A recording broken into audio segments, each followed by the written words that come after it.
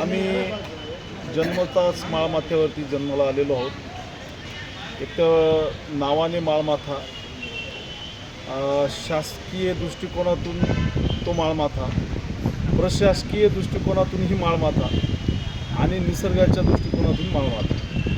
परंतु आज अशी परिस्थिती झालेली आहे, ज्या माळमाथ्यावरती काही पिकत नाही त्या माळमाथ्याकडे आज पीक विमा कंपनीने सुद्धा त्याच दृष्टिकोनातून बघितलेलं आहे आणि सलग सर्व शासन प्रशासन सर्व बघताना त्या दृष्टिकोनातून बघत असल्यामुळे पीक विमा कंपनीने सुद्धा त्याच दृष्टिकोनातून आम्हाला बघितलेलं आहे, आमच्यावर अन्याय केलेला आहे। तसंच इतके कमकुवत असल्यामुळे आमच्या राजू भाऊंवर त्याच दृष्टिकोनातून बघण्यात आलेलं आहे आणि म्हणून त्यांच्यावरती त्या दृष्टिकोनातून प्रशासनाने अन्याय केलेला आहे।